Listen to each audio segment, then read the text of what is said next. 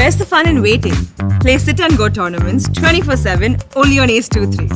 This game involves an element of financial risk and may be addictive. Please play responsibly and at your own risk. Pitrupaksha यानी पूर्वजों के प्रति आभार व्यक्त करने का खास समय। अमावस्या से लेकर पूर्णिमा तक 16 दिन का होता है पितृपक्ष। शास्त्रों के मुताबिक ऐसी मान्यता है कि किसी भी व्यक्ति की मृत्यु इन 16 तिथियों को छोड़कर अन्य किसी दिन नहीं होती है, इसीलिए इस पक्ष में 16 दिन होते हैं। हालांकि इस बार श्राद्ध पक्ष 16 की बजाय 17 दिन का है। ऐसा संयोग दशकों बाद पड़ रहा है। आचार्यों के मुताबिक इस बार पंचमी तिथि 2 दिन आने के कारण ये संयोग बना है। पितृपक्ष के दौरान लोग अपने पूर्वजों का श्राद्ध क्रम, पिंडदान आदि करते हैं। पौराणिक ग्रंथों में लिखा गया है कि देव पूजा से पहले व्यक्ति को अपने पूर्वजों को याद करना चाहिए। पितरों के प्रसन्न होने पर देवता भी प्रसन्न होते हैं। यही कारण है कि भारतीय संस्कृति में जीवित रहते हुए घर के बड़े बुजुर्गों का सम्मान और मरणोपरांत श्राद्ध क्रम किया जाता है।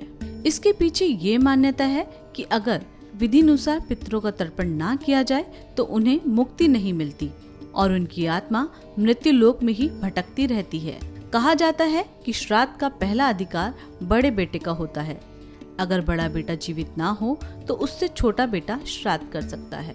15 दिन कंटिन्यू तर्पण करते हैं। तर्पण करने का मतलब वह पांच लोगों का आवाहन होता है, जिसमें भीष्म पितामह का होता है, ऋषियों का आवाहन होता है, सूर्य का आवाहन होता है और पितरों का आवाहन होता है। सभी लोगों का आवाहन होता है और गयासुर का भी आवाहन होता है और उनको जल दिया जाता है। जल देने से वह तृप्त होते हैं, क्योंकि वह मृत्यु लोक में उनका 15 दिन के लिए आगमन होता है और वह अपने प्रियजनों से बड़ी अपेक्षा रखते हैं और अमावस्या के दिन ही वह आशीर्वाद और श्राप भी देते हुए यहाँ से पलायन करते हैं।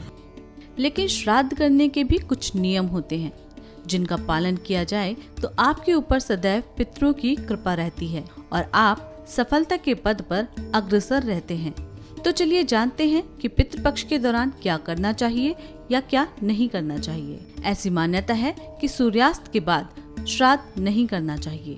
ऐसा करने से पितृ नाराज हो जाते हैं। इस दौरान नशे और मांसाहारी खाना खाने से भी परहेज करना चाहिए। कहते हैं जो इंसान पिंडदान और पितरों का तर्पण करता है उसे बाल और नाखून भी नहीं कटवाने चाहिए। इस दौरान इत्र का प्रयोग करना भी वर्जित माना गया है। पितृपक्ष के दौरान कोई भी मांगलिक कार्य नहीं करना चाहिए। जानवर या पशु पक्षी को परेशान नहीं करना चाहिए। ऐसा कहा जाता है कि श्राद्ध पक्ष में हमारे पूर्वज पशु पक्षियों के रूप में हमसे मिलने आते हैं। वैसे तो श्राद्ध कर्म या तर्पण करने के भारत में कई स्थान हैं, लेकिन पवित्र फल्गु नदी के तट पर बने प्राचीन गया शहर की देश ही नहीं बल्कि विदेश में भी पितृपक्ष और पिंडदान को लेकर अलग पहचान है। पुराणों के मुताबिक पितरों के लिए खास आश्विन मास के कृष्ण पक्ष या पितृ पक्ष में मोक्षधाम गया जी आकर पिंडदान और तर्पण करने से पितरों को मोक्ष की प्राप्ति होती है और माता पिता समेत 7 पीढ़ियों का उद्धार हो जाता है।